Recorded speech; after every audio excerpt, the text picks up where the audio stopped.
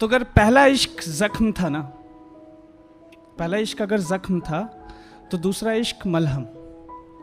अगर पहले इश्क ने मुझे सिखाया कि मुझे क्यों प्यार करना चाहिए, तो दूसरे इश्क ने मुझे सिखाया कि मुझे क्यों प्यार करना चाहिए।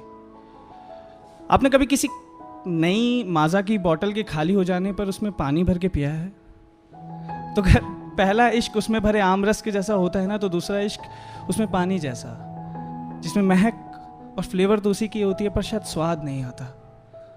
और ये कहानी मेरे इसी पहले दूसरे इश्क की है। तो जब पहली मोहब्बत बिखर गई थी ना, तो ये तय किया था कि अब किसी को घर छोड़ के आने के बाद वापस पलट कर नहीं देखना। अब दोबारा घड़ी नहीं पहनी, क्योंकि अब अगर घड़ी के कांटे किसी के दुपट्टे में उलझे ना, तो शायद सुलझ नहीं पाएंगे। अब अपने करियर पे ध्यान देना और अपने सपनों को तवज्जो देनी है। तो पढ़ाई की और एग्ज़ाम देने का फैसला किया। एग्ज़ाम की डेट तय हुई 4 दिसंबर। शहर जयपुर की ट्रेन पकड़ी और जयपुर की ओर निकल गया। 2 स्टेशन तक ना कोई ट्रेन पे चढ़ा ना कोई उतरा। ऐसा लग रहा था जैसे किसी तूफान के पहले की शांति। और तीसरे स्टेशन पे एंट्री हुई उनकी,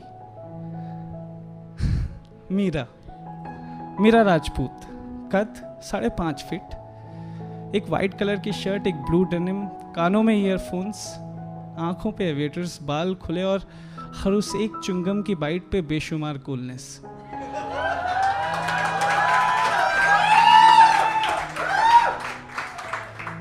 ऐसा लगता था ना, वो लगभग ताजमहल जैसी ही थी जिसे केवल मोहब्बत के लिए बनाया गया हो, जिसे देखकर खुश हो जा सकता हो पर अपना नहीं बनाया जा सकता। मैं अक्सर खुदा से पूछता हूं ना कि ये 2 कान 2 आंख 1 नाक और 32 दांत वाले कॉम्बिनेशन तो हम सबके पास है ना, फिर क्यों कुछ लोगों की कॉम्बिनेशन इतनी परफेक्ट, इतनी तबाही होती है। बहरहाल उनके B1 में एंट्री करते ही लगभग सारी लेडीज ने जलन के मारे लिपस्टिक का टचअप कर लिया था और लड़कों ने इंप्रेशन के मारे अपने बाल संवार लिए थे। पर मैं, भाई तुम्हारा सख्त है। मैं अभी अपनी किताबों में उलझाई हुआ था कि अचानक वो मेरे पास आई और बोली कि एक्सक्यूज मी, क्या मैं आपका ये लोअर बर्थ ले सकती हूँ? अब देखो, मैं हवाई जहाज में तो बैठा नहीं था जो खिड़की के बाहर के बादल इंपॉर्टेंट हो मेरे लिए। तो मैंने कहा ठीक है, हमें कोई एतराज़ नहीं, आप ले लें। फिर वो खिड़की के बाहर देखने लगे और देखते देखते अचानक मेरे ओर मुड़ी कि क्या तुम राइटर हो? मैंने कहा हाँ, पर आपको कैसे पता? उन्होंने कहा कि बस पता है। मैंने पूछा आप क्या करती हैं? उन्होंने कहा कि बरखुरदार, इंट्रोडक्शन करने के सिलसिले में सबसे पहले नाम पूछा जाता है, तो नाम पूछो तुम मेरा। ठीक है, तो नाम क्या हुआ आपका? उन्होंने कहा मीरा। और फिर जैसे मीरा रुकी ही नहीं, उन्होंने लगभग मुझे सब कुछ बता दिया, जैसे कि विराट कोहली उन्हें कितना पसंद है, जैसे कि कैसे वो क्लास 8 में पहली बार अपनी साइकिल से गिरी थी और अपना घुटना छिला लिया था, कि जैसे उन्हें कद्दू बिल्कुल पसंद नहीं। वैसे कद्दू हम में से किसे पसंद है? उन्होंने ये भी बताया कि उन्हें कोल्ड कॉफ़ी काफ़ी पसंद है। और बताते बताते अचानक मुझसे पूछा कि तुम्हें क्या पसंद है? हमने कहा कि कोल्ड कॉफ़ी तो नहीं, हाँ पर चाय के बड़े शौकीन हैं हम, वो भी एक्स्ट्रा अदरक वाली। शाम को चाय का वक्त हुआ तो मैंने चाय खरीदी। चाय जब खत्म हुई तो उन्होंने कहा कि चाय के पैसे। मैंने कहा कि कद्दू और कोहली के बीच ये पैसे कहाँ से आ गए?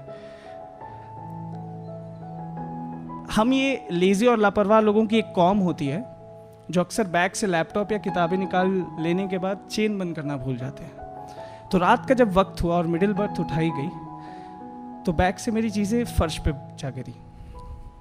फर्श से मैंने चीज़ें उठाई, फ्लैश लाइट में अपने मोबाइल को, और किसी तरह बैग में रख के अपने बर्थ पे सोने चला गया। सुबह 6 बजे जब ट्रेन जयपुर पर लगी तो असंख्य लोगों का हुजूम चढ़ गया ट्रेन में। किसी तरह जद्दोजहद करते हुए मैंने अपना बैग टांगा और प्लेटफॉर्म पे उतर गया।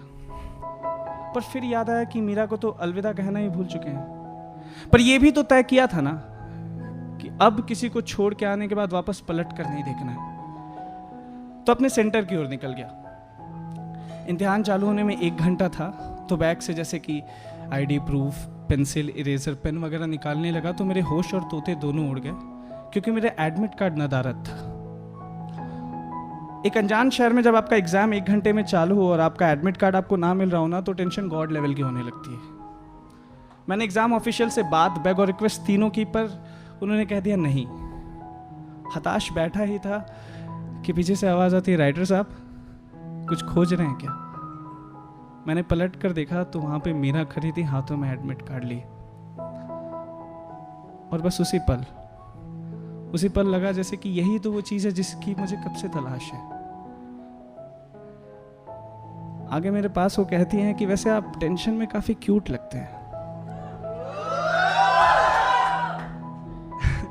All the best sir. और अचानक इम्तिहान की घंटी बज गई और मैं एग्ज़ाम देने अंदर चला गया। एग्ज़ाम जाते जाते मैं जा ही रहा था कि उन्होंने पीछे से आवाज़ लगाई कि मिलना। हमने कहा कि हाँ वही, हम मिलेंगे कैसे? तो उन्होंने कहा कि दस्तूर रहा ना तो मिल ही लेंगे। एग्ज़ाम देने के बाद जब मैं लौटा एग्ज़ाम के बाद, तो अब बस एक ही मकसद था जीवन में कि मीरा को खोजना है। स्नैपचैट, फेसबुक, ट्विटर, इंस्टाग्राम, सब पे कोशिश की, पर मीरा कहीं नहीं मिली हमें।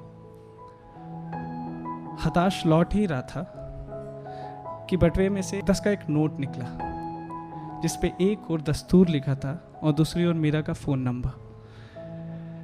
तो ये एहसास हुआ ना कि वो लोग जो कहते हैं कि ज़िंदगी में उन्हें मोहब्बत एक बार होती है, वो झूठ कहते हैं। मैंने उन्हें कहा कि हाय चाय। उन्होंने कहा कि जयपुर के आज़ाद चौक पे सबसे फेमस चाय मिलती है, आएंगे ना? बात सिर्फ इतनी सी है कि अगली बार आपसे कोई खूबसूरत सी लड़की आपका लोअर बर्थ मांगे ना, तो उसे ज़रूर दे दें। शुक्रिया।